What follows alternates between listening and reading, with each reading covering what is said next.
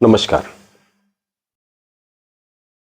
तो लेनिन ने जो कहा था वो सच साबित होने जा रहा है।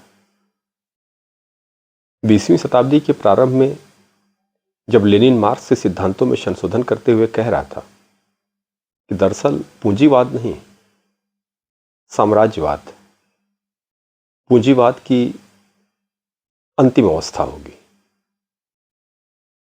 तो मार्क्स के सिद्धांतों में यह संशोधन कम लोगों को पसंद आया।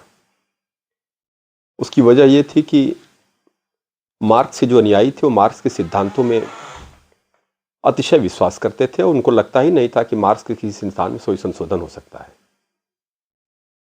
लेकिन जब लेनिन ने कहा कि नहीं, पूंजीवाद अंतिम अवस्था नहीं है, अंतिम अवस्था है साम्राज्यवाद, और इसलिए जो क्रांति है वो टलेगी, थोड़ा आगे जाएगी। आज जो घटित हो रहा है वह लेनिन के सिद्धांतों को पूरी तरह से सत्यापित कर रहा है।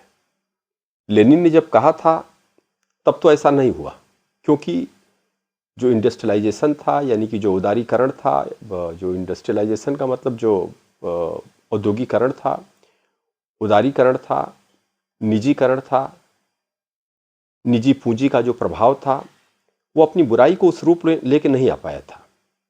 लेकिन आज जब अमेरिका में जो घटित हो रहा है वह शायद इधर ही इशारा कर रहा है कि हाँ, अमेरिका नए बाजारों की तलाश में इस कदर परेशान है कि वह अपने रणनीतिक साझेदारों के साथ भी कड़ाई से पेश आने से बाज नहीं आ रहा है। अगर आप ध्यान से देखें तो भारत पर 50% का टैरिफ लगाना, इसी तरह ब्राज़ील पर 50% का टैरिफ लगाना अमेरिका की इसी तलाश का परिणाम है।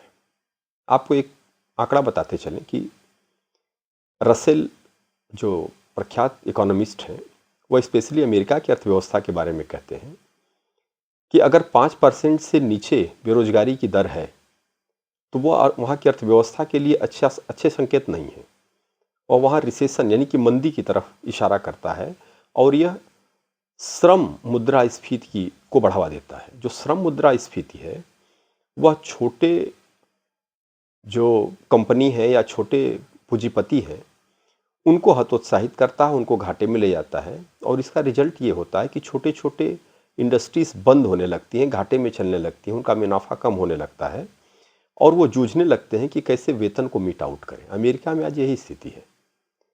जो श्रम बेरोजगारी है वह श्रम बेरोजगारी श्रम मुद्रास्फीति वह वहाँ के जो छोटे छोटे उद्योग हैं या इंडस्ट्रीज हैं उनको घाटे की तरफ ले जा रही है।